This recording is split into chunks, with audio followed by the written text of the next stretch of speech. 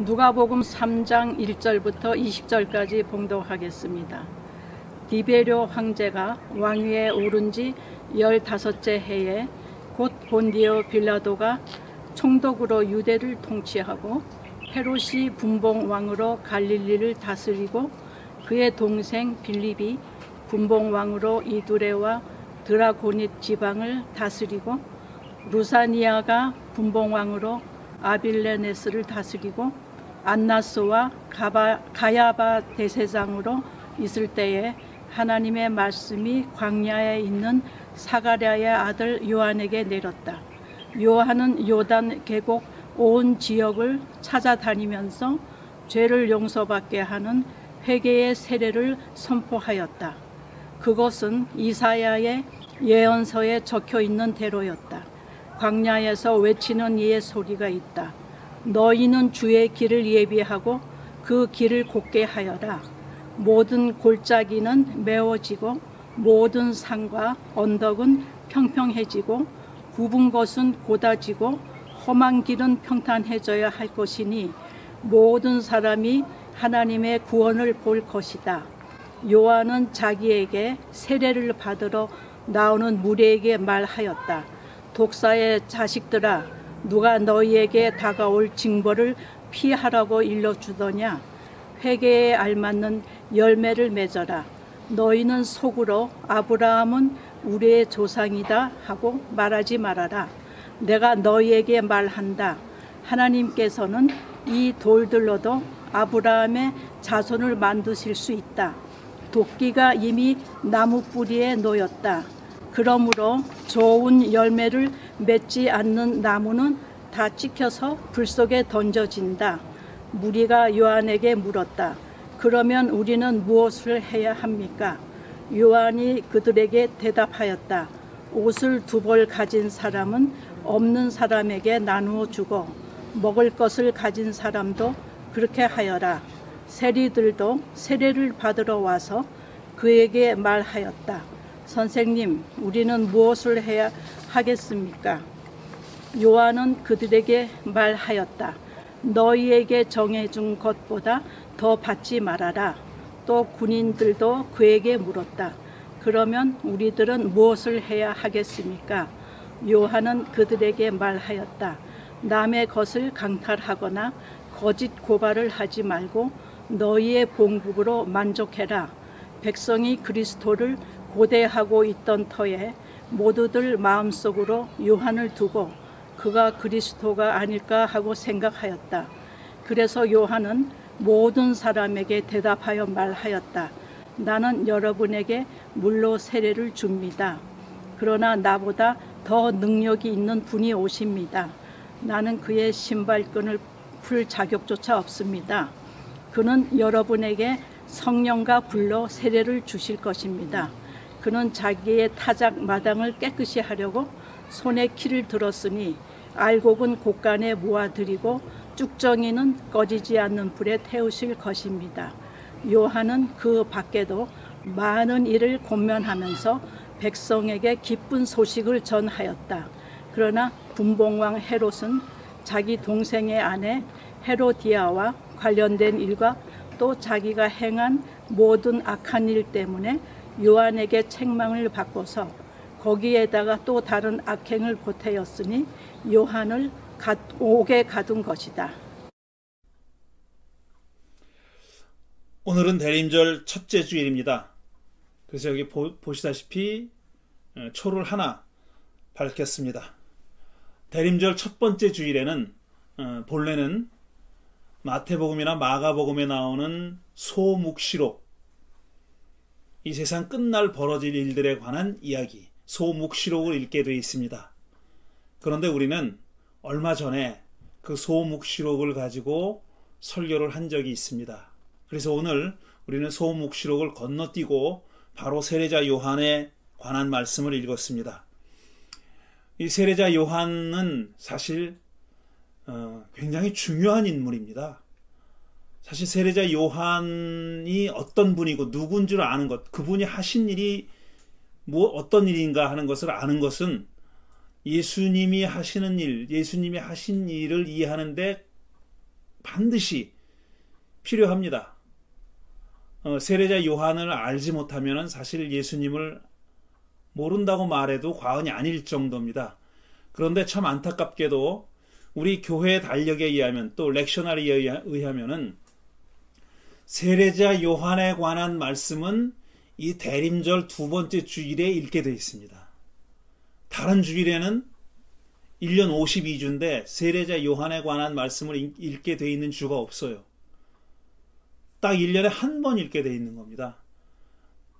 이런 점은 세례자 요한의 중요성에 비춰볼 때 좀 미흡하다는 생각이 들지 않을 수 없습니다.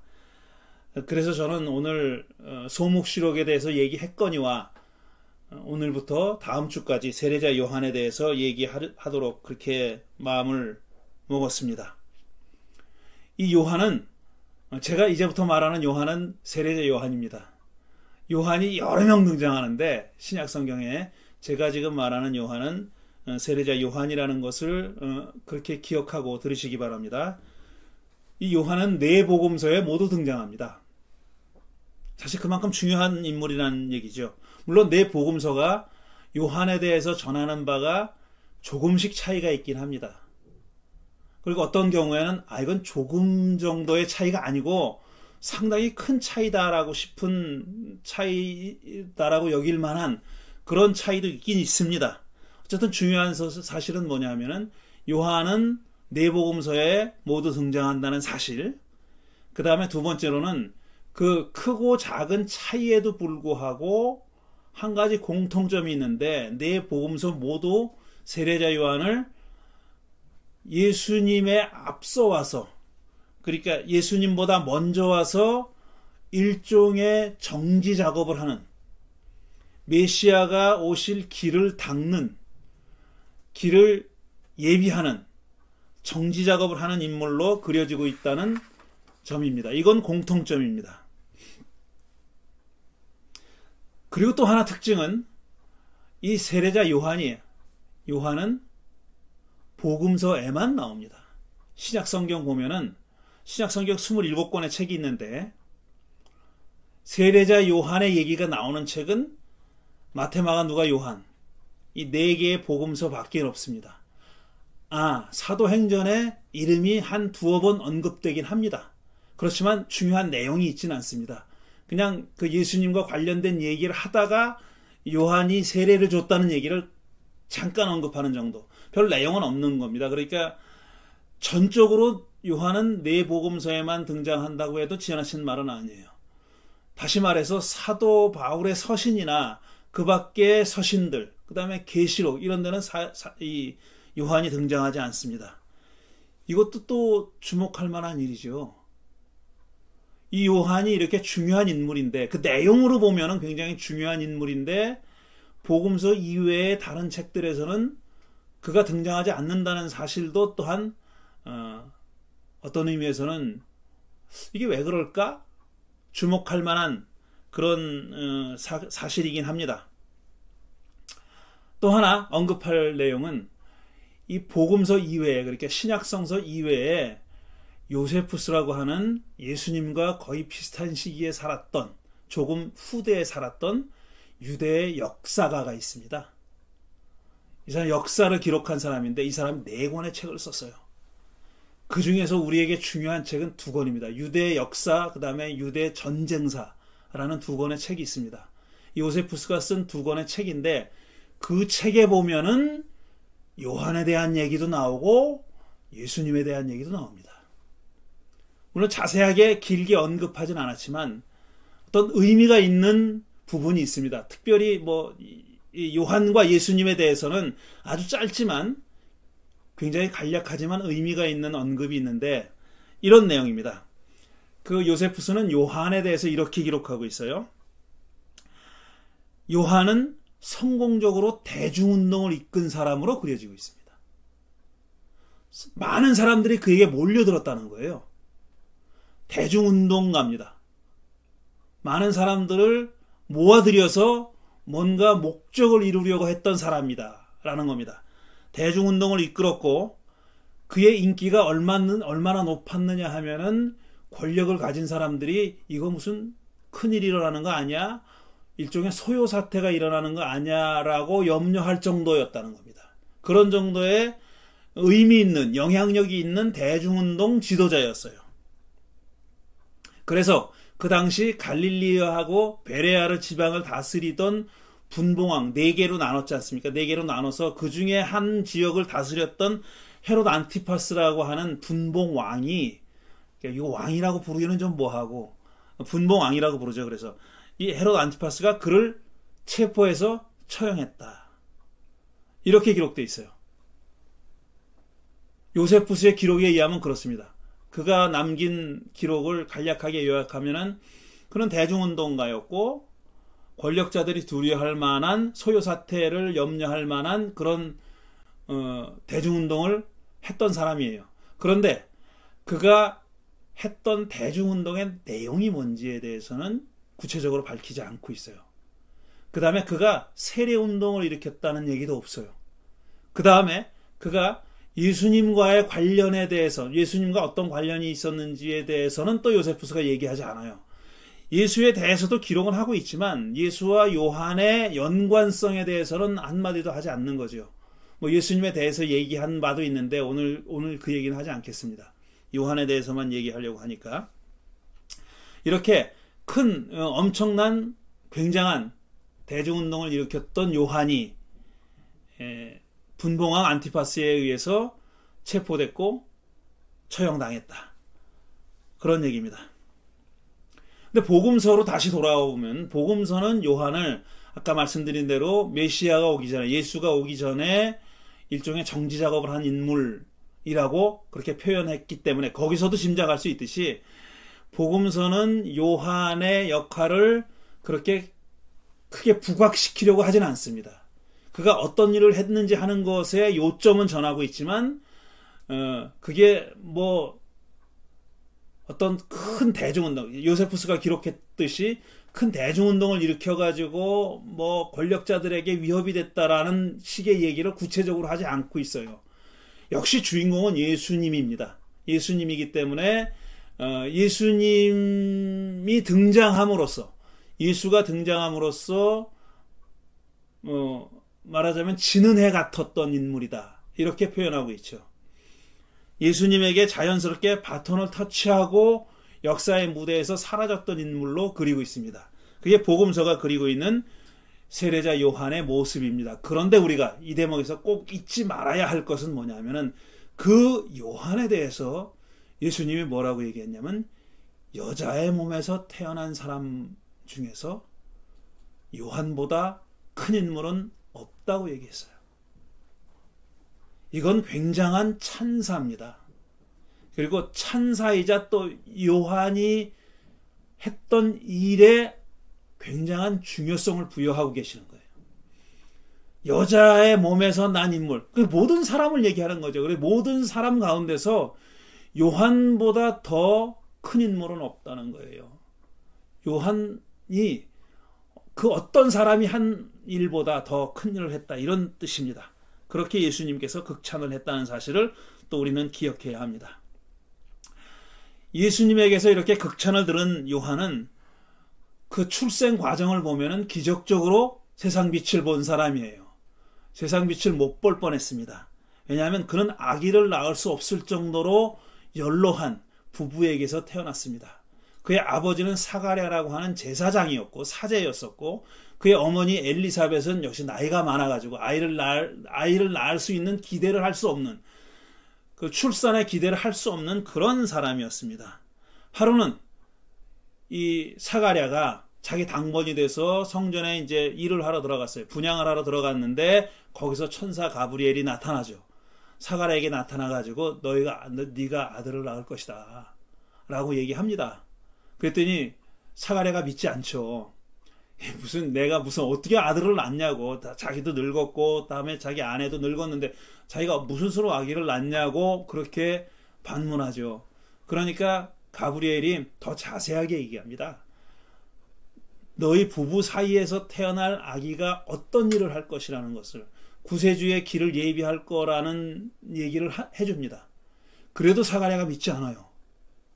아이, 농담하지 마세요. 이런 식으로 대했던 겁니다. 그러자 천사 가브리엘이 약간 화가 났는지 그건 잘 모르겠지만 내가 내 말을 믿지 않으니까 아이가 태어날 때까지 너는 말을 못할 것이다. 그러니까 이 언어장애자가 될 거다. 벙어리가 될 거다. 이렇게 얘기를 하죠. 뭐 약간 삐졌는지도 모르겠어요. 내가 천사인데, 그래도 천사인데 천사가 나타나가지고 그렇다면 그런 줄 알지 왜 이렇게 의심을 하냐고 그렇게 생각해서 그랬는지 모르겠지만 어쨌든 그 말을 믿지 않았던 사가랴는 정말 요한이 태어나길 때까지 말을 못하는 벙어리의 언어장애자의 삶을 살았던 것입니다. 이렇게 태어난 요한이 세상에 나설 때까지 어떤 삶을 살았는지는 기록하고 있잖아요. 그 어디에도 기록이 없습니다. 그래서 우리가 요한이 세상에 다시 말해서 요단강가에 나타나가지고 사람들에게 죄사함의 세례를 줄 때까지는 어떤 삶을 살았는지 우리가 알 수가 없어요. 그런데 학자들은 이 신약성서와 그 시대의 역사를 연구하는 학자들은 이렇게 추측합니다. 요한이 세상에 나타나서 보여준 모습, 그가 그러니까 뭐 이 낙타 털옷을 입고 메뚜기와 석청을 먹고 이렇게 들 음식을 먹는 거죠. 그리고 광야에 나가서 살았다 그랬어요. 이런 등등의 단편적인 보고에 근거해서 신약성서 시대를 연구하는 학자들은 세례자 요한이 아마도 에세네파에 속한 사람이었지 않았을까? 이렇게 추측을 하는 사람들이 많이 있습니다. 그러니까 요한은 에세네파에 속했던 사람이라는 겁니다. 그럼 에세네파가 어떤 사람이냐 하는 걸 또 알아야 되겠죠. 그 당시에 예수님 당시에 유대교에는 굉장히 그 큰 일종의 학파가 있었어요. 학파. 이 바리새파, 사두개파, 그 다음에 제사장 에세네파, 그 다음에 하나 더 부과하자면 젤롯당이라고 이 무장투쟁을 하는, 무장해방투쟁을 하는, 독립투쟁을 하는 그룹이었어요. 젤롯당은 열심당, 젤롯당이라고 부르는 그런 사람들이었고, 예수님의 제자들 가운데서도 젤롯당 소속의 출신의 사람이 한 사람이 있었습니다. 유다라고 하는 사람이, 그런 사람이 있었어요. 이제 이렇게 몇 개의 그 일종의 그룹이 있었는데, 유대교 안에 그룹이 있었는데, 그 중에 하나가 에세네파입니다. 에세네파는 어떤 사람들이냐면은, 이 사람들은 유대 사람들이 그렇게 소중하게 여겼던 예루살렘 성전, 하나님이 계시는 곳이고, 거기에 제물을 바치는 우리가 제물을 바쳐야 하는 유일한 곳, 유대인들이 생각하기에 하나님이 늘 거기 보이진 않지만 거기 임재해 계시는 곳이라고 믿었던 예루살렘 성전은 완전히 타락했고 더러워졌다라고 믿는 사람들이에요. 그 이전에 역사들이 있어요. 그 사람들이 그렇게 생각할 만한 역사들이 있었어요. 외국의 사람들이 들어와가지고 성전을 아주 더럽힌 사건들이 있었어요. 그리고 성전을 관리하고 있던 제사장들이 얼마나 타락했는지 하는 것을 이 에세네파 사람들은 그렇게 생각했던 겁니다. 이 제사장들을 완전히 타락했고, 외적에 의해서 여러 번 이미 분탕질이 쳐졌고, 그래서 성전은 이미 다 회복할 수 없이 더러워졌다. 이렇게 믿었던 사람이에요. 그래서 거기서 제사 드리지 않습니다. 그 대신 이 사람들은 광야에 나가서 자기들만의 공동체를 만들었어요. 자기들만의 공동체를 만들어서 거기서 모든 개인적인 재산을 다 내놓고, 초대교회가 잠시 그랬듯이 개인적인 재산을 다 내놓고 공동생활을 하면서 마지막에 하나님께서 결정적으로 이 역사에 개입해서, 자기들의 역사에 개입해서 저 이미 더럽혀진 성전을 다 무너뜨리고 새로운 성전을 세울 것이다 라고 믿었던 사람들입니다. 이 사람들이 에세네파 사람들이에요. 근데 이 학자들은 요한이 그 에세네파에 속했을 것이라고 추측하는 겁니다. 근데 우리가 알 수는 없어요. 그랬는지 어쨌는지 우리가 기록이 없으니까 알 수는 없어요. 근데 그랬을 개연성이 없지 않아 상당히 있다고 볼 수 있습니다. 자, 이 요한이 요단강가에 나타나가지고 죄사함의 세례를 베풀기 시작했습니다. 말 그대로 죄를 사해주는 세례라는 뜻이에요. 죄사함의 세례라는 말은 죄를 사해주는 그런 세례라는 뜻입니다. 그러자 각지에서 많은 사람들이 몰려들었어요. 그에게 몰려들어서 세례를 받았다고 했습니다. 그에게 세례를 받았다는 거예요.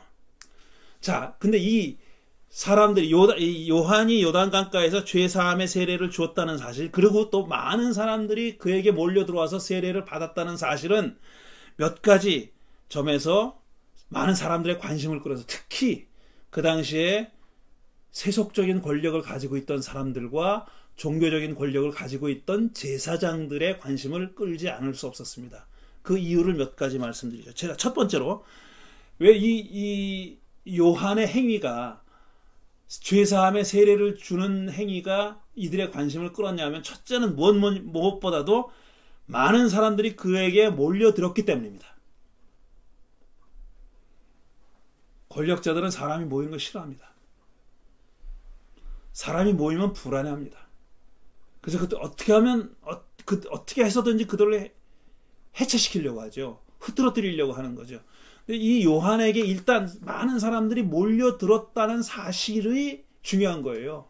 힘을 가지고 권력을 가지고 있었던 사람들에게는 그게 대중운동을 하는 사람의 모습이었고, 그 현상이 대중운동이었고, 그것이 자기들의 권력을 언제든지 위협할 수 있다고 생각했던 겁니다. 그래서 많은 사람들, 내용과는 무관하게 많은 사람들이 모여들었다는 사실이 그들의 눈길을 끈 거고, 주의를 집중시킨 거고, 감시와 미행을 하게 만들었던 것입니다. 그 다음에 두 번째로는 이 요한이 그 당시에 헤롯 안티파스, 그러니까 결국은 요한을 체포해서 죽인 사람이죠. 그 헤롯 안티파스가 자기 동생의 미망인, 자기 동생 필립의 미망인과 결혼을 했어요. 그래서 동생이 어떻게 죽었는지 하는 것도 의문에 쌓인 거죠. 동생이 죽었어요. 그리고 그 아내를 자기 아내로 맞아들였어요. 그걸 요한이 비판했습니다. 그러면 안 된다고. 그건 부도덕한 일이라고. 비윤리적인 일이라고. 아마 정치적인 의미도 담겨 있었을지 몰라요. 그걸 비판했어요. 그러니까 복음서에 따르면 그래서 이 안티파스가 요한을 체포했다고 그렇게 쓰여져 있죠. 이 모습은 말이에요, 예언자의 모습입니다. 전형적인 구약성서의 예언자의 모습이에요. 예언자들이 그 당시 유대의 왕들과 지배자들의 부도덕과 탐욕과 권력을 얼마나 신랄하게 비판했습니까? 아모스가 얼마나 그랬고, 미가나 이사야나 이런 예언자들이 얼마나 그런 비판을 가차없이 했어요. 근데 요한이 그렇게 했단 말이에요. 그러니까 사람들은 요한에게서 뭘 봤냐면은, 예언자의 모습을 본 겁니다. 예언자의 모습을 본 거예요. 그러니까 권력자들의 입장에서는 예언자니까 이게 싹을 죽여야 된다는 거고, 대중들의 입장에서는 오랜만에 정말 하나님의 말씀을 들고 자기들에게 나타난 예언자의 모습을 본 겁니다. 그런 양면이 있었던 것이고요. 마지막으로 그가 베푼 세례가 죄사함의 세례였잖아요. 이 죄사함의 세례가 뭔지, 그게 의미하는 바가 뭔지에 대해서는 학자들도 여전히 지금까지도 논란이 이어지고 있습니다. 흔히 이렇게 생각하는데, 저도 이전에 이 세례자 요한에 대해서 설교할 때 이렇게 얘기했어요. 지금 수정합니다.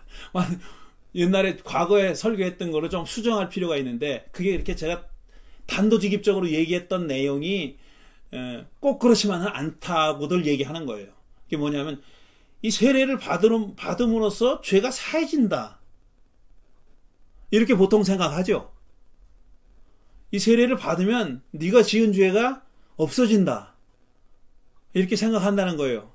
근데 제사장들이나 성전을 관리하는 사람의 입장에서 볼 때는, 성전에 와가지고 제물을 바쳐서 죄사함의 제사를, 그러니까 속죄제를 드려야 죄가 사해지는 것으로, 그게 공식 교리인데, 유대교의 교리인데, 그 교리를 완전히 망가뜨리는 겁니다. 세례자 요한은. 그거 필요 없어.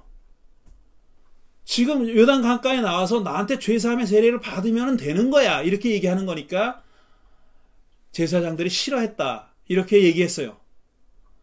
근데 꼭 그런 건 아닌 게,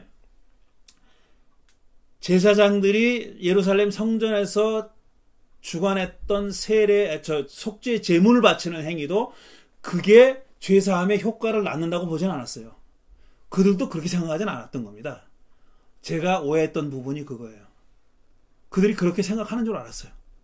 근데 문헌들을 살펴보면, 그 당시에 유대교 문헌들을 살펴보면 그들도 그렇게 생각하지 않은 거예요. 죄사함은 오로지 하나님께서만 하실 수 있는 거고, 속죄 제물을 바치는 행위는 그 하나님께로부터 죄사함을 받았다는 것을 표현하는, 상징하는 상징적인 행위였던 겁니다.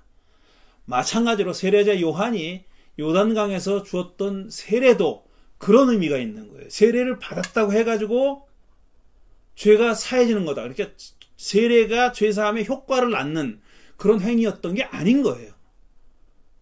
속죄 제물을 바치는 것과 똑같은 그런 정도의 상징적인 행위, 그 정도의 행위가 있었을 따름인 겁니다. 그래서 이 죄사함의 세례를 베풀었다는 사실이 유대 제사장들에게 그렇게 걸림돌이 됐던 이유는, 그가 하나님만 하실 수 있는 일을 요한이 자기가 할 수 있는 것처럼 했기 때문에 그랬다고 보는 건 옳지 않다는 겁니다. 그런 건 아니었어요. 하지만 분명한 사실은 뭐냐면은, 이게 종교적인 제물을 바친다는 행위가, 제물을 바치는 행위가 가지고 있는 뜻은 종교적인 의미만 있는 게 아닙니다. 거기에는 정말 세속적인 의미도 있습니다. 이게 뭐냐면은, 사실 제물을 가지고 와서 성전에 와가지고 제물을 바치잖아요. 그럼 하나님이 그걸 자십니까? 안 자시죠. 제물은 그냥 남아있어요. 그거 누구께 되는 겁니까?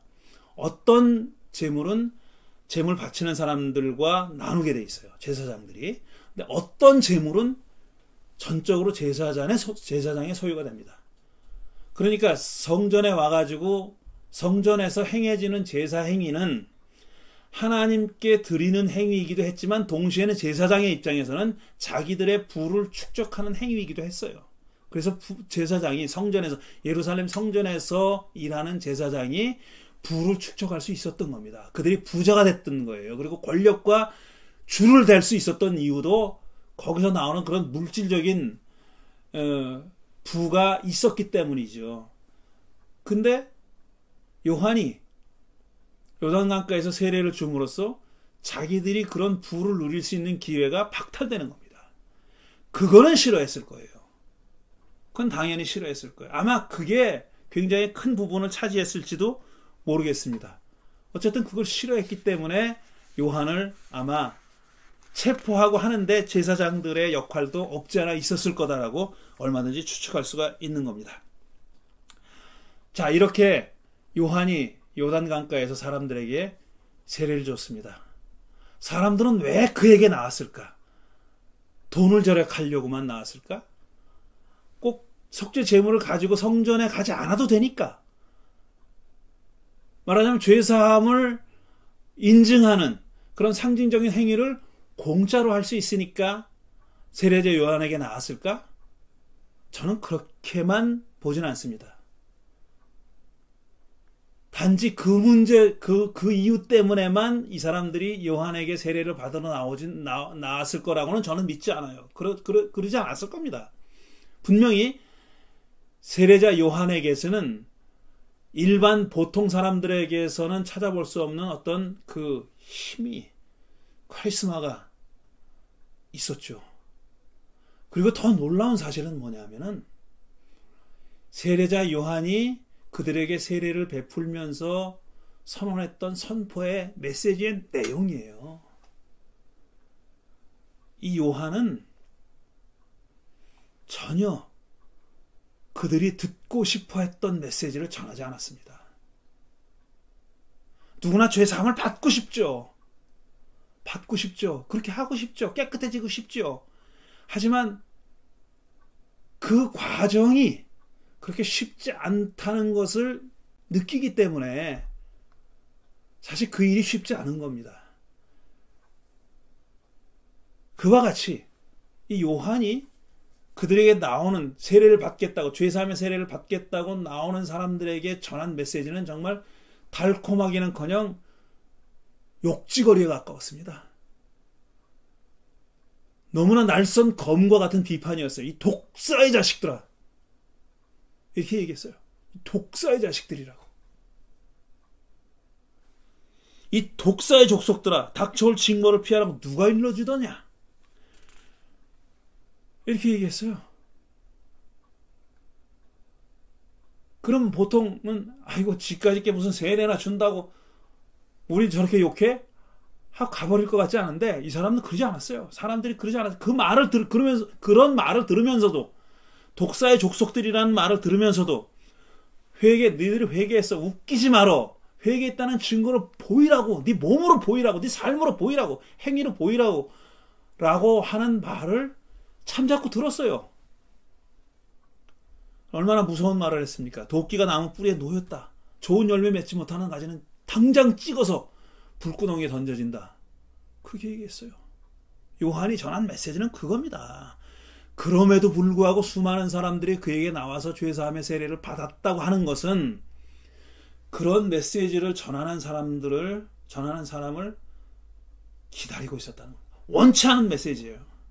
분명히 원하는 메시지가 아닙니다. 듣고 싶은 메시지는 아니지만 이런 메시지가 우리가 사는 이 시대에, 우리가 사는 이 세상에, 그리고 나에게 필요하다는 것을 이 무의식적으로나마 느끼고 있었던 사람들이 있었던 겁니다. 많은 사람들이 그런 걸 느끼고 있었던 거죠. 이 세상이 달라져야 한다.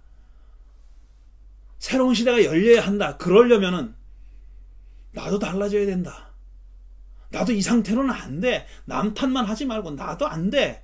라고 느끼고 있었던 사람들이 많았던 거예요. 그런 사람들에게 요한의 메시지가 정확하게 전달된 겁니다. 그러다 보니까 이 사람들이 궁금해졌어요. 자기들이 그 카리스마에 끌려서 나오긴 했는데 과연 저 사람이 누구지? 저 사람이 누구지? 누구길래 저렇게 권위 있게, 위험 있게, 카리스마 있게 행동하지? 하는 그런 궁금증이 생긴 거죠. 그래서 묻기 시작했어요. 당신 누구요? 당신 메시아요? 물었더니 나는 메시아가 아니다. 난 그리스도가 아니라고 그렇게 대답했어요. 그럼 당신 엘리야요? 하고 물어봤습니다. 엘리야는 누구냐 하면 메시아가 오기 전에 먼저 와서 이 유대 사람들의 신앙에 따르면 메시아보다 한 발자국 먼저 와가지고 정지 작업을 할 사람. 그러니까 요한이 실제로 했던 그 일을 할 사람을 엘리야가 그런 일을 할 것이다. 엘리야가 다시 와서 그런 일을 할 것이다 라고 믿었거든요. 그렇게 엘리야라고 물어본 거예요. 당신이 메시아가 아니면은 그 앞서 와서 정지 작업을 할 엘리야요? 라고 물어봤어요. 이 사람이 엘리야도 아니라고 했어요. 자기는 엘리야가 아니라고 그랬어요. 그러면 예언자요? 그랬더니 자기는 예언자도 아니라 그래요. 나는 예언자도 아닙니다. 이 사람이 하는 행동은 다 예언자적이에요. 이 사람이 하는 행동은 엘리야적입니다. 엘리야가 했던 일을 하기로 되어 있었던 일을 한 거고 과거에 예언자들이 했던 일을 그대로 한 겁니다. 그렇지만 자기는 예언자도 아니고 엘리야도 아니고 메시아도 아니라고 얘기한 거예요. 그럼 도대체 당신 누구요? 라고 얘기했더니 그가 한 말이 놀라운 말입니다. 나는 주님의 길을 바르게 하라고 광야에서 외치는 자의 소리요. 나는 목소리요. 이렇게 얘기한 겁니다. 나는 광야에서 외치는 자의 목소리요. 자기는 목소리라는 거예요. 광야에서 외치는 목소리요. 이렇게 얘기했어요. 나는 물로 세례를 베풀지만 내 뒤에 오시는 분은 성령과 불로 세례를 베푸실 거예요. 나는 그분의 신발끈을 풀 자격도 없는 나는 하찮은 존재예요. 그분에 비하면 나는 하찮은 존재예요. 라고 얘기했습니다. 음악의 서곡이라는 것이 있죠. 프렐리드. 본 음악이 시작하기 전에 음악적 가치는 풍부하지만 여전히 본 곡이 시작하기 전에 연주되는 곡이 서곡입니다. 요한은 음악으로 따지면 서곡 같은 인물이었고 그 다음에 연극이나 영화로 따지면 조연에 해당하는 인물이었습니다. 주연은 아니었었어요. 분명히. 조연이었어요. 이런 요한이 딱 주인공이자 본 음악인 예수를 딱 2번 만납니다. 딱 2번 만난 걸로 되어 있어요. 첫 번째는 예수님이 세례를 받으러 요한에게 나왔을 때입니다. 요한이 그런 예수님을 보고 아니 제가 당신에게 세례를 받아야 하는데 당신 나에게 세례를 받으러 나오십니까? 그랬더니 예수님이 이게 하나님의 뜻을 이루는 길이요. 그랬더니 요한이 예수에게 세례를 줬다. 그래서 하늘이 열리고 음성이 들려왔다. 이런 얘기가 있죠. 그때 처음 만나는 겁니다.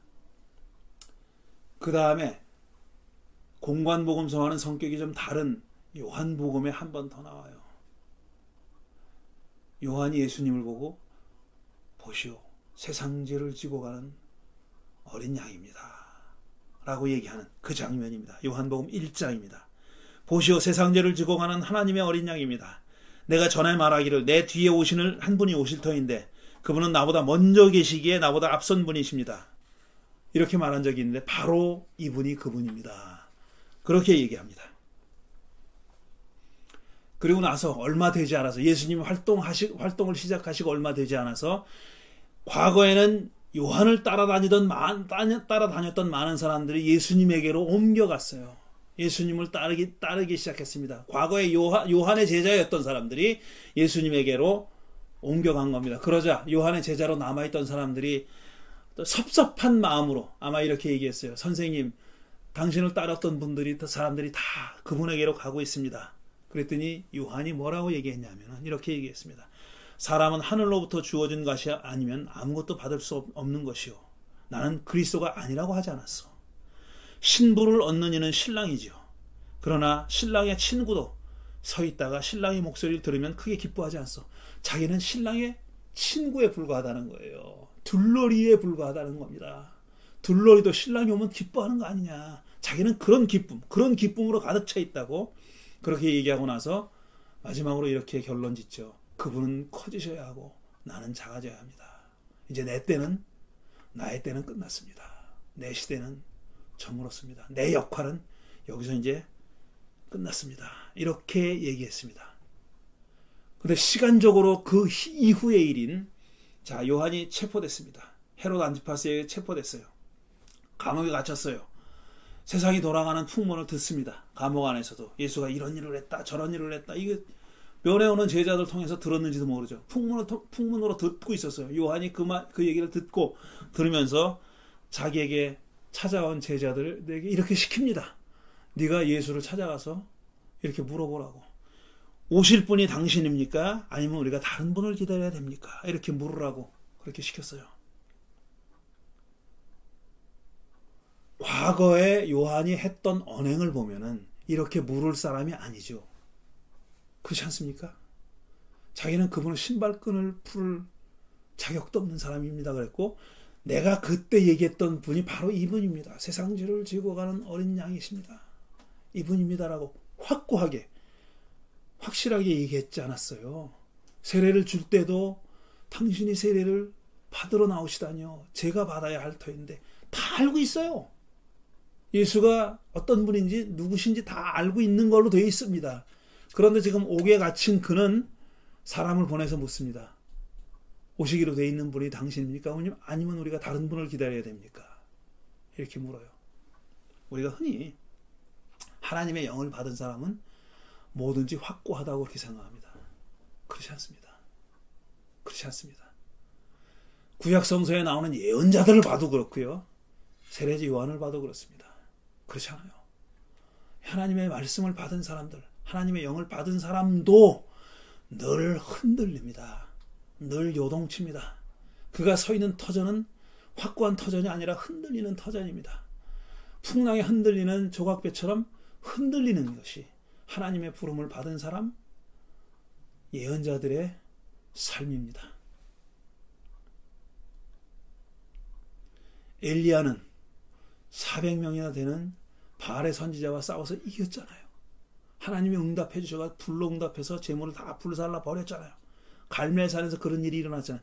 근데 그 일이 일어나고 얼마 지나지 않아서 혼자 광야에서 엘리야가 뭐라고 기도합니까? 하나님, 저 혼자밖에 없습니다. 절 차라리 죽여주십시오. 이렇게 얘기하지 않았어요. 엘리야도 그렇게 흔들립니다. 요한이 그렇게 흔들린 겁니다. 저는 이게 하나도 특별한 일이 아니라고 그렇게 말씀드리는 겁니다. 하나님의 영을 받은 사람이 무슨 일이든지 좋습니다. 어떤 일이든지 하나님의 일을 하는 사람이 우리 모두가 다 그렇죠.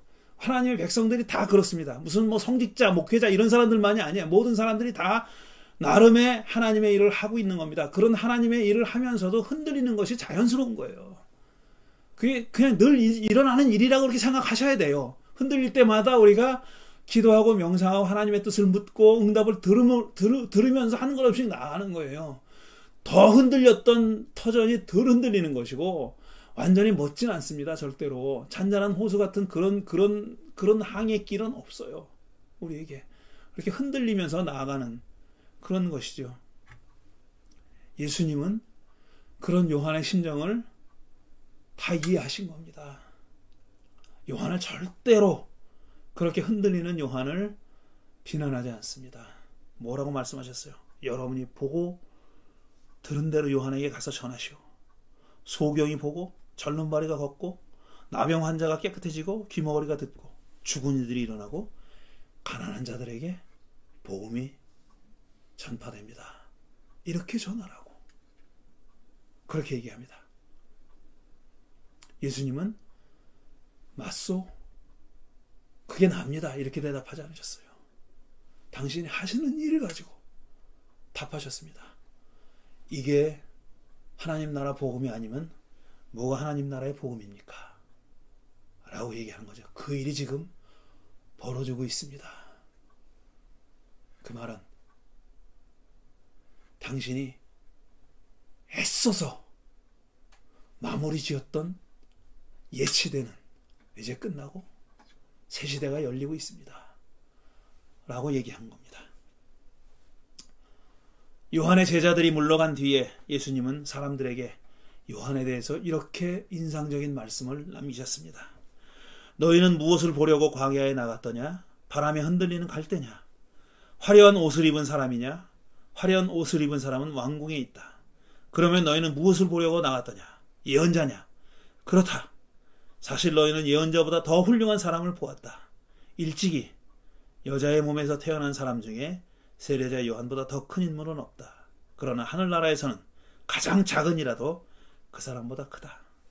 모든 예언서와 율법이 예언하는 일은 요한에게서 끝났다. 이렇게 말씀하셨어요. 모든 예언자와 율법이 예언한 일은 요한에게서 끝났다. 다시 말해서 한 시대가 끝났다. 한 세상이 막을 내렸다. 이제부터는 새로운 세상이다. 그래서 하늘나라에서는 가장 작은 이도 요한보다 크다고 얘기한 거예요. 요한을 폄하하는 얘기가 아닙니다. 시대가 달라졌다는 얘기를 하는 겁니다. 새 시대가 열렸어요. 이제는 요한 시대에, 요한이 살던 시대에 뭔가를 판단하는 기준이 더 이상 기준이 되지 않는, 효과적인 기준이 되지 않는 그런 새로운 시대가 열렸다. 새로운 어떤 기준에 의해서 판단되는 시대에 새로운 가치가 소중하게 여김을 받는 그런 시대가 열렸다고 얘기하는 거예요. 그래서 그 나라에서는 가장 작은 이도 요한보다 크다고 그렇게 담대하게 예수님이 말씀하신 겁니다. 그럼 뭐가 달라졌나?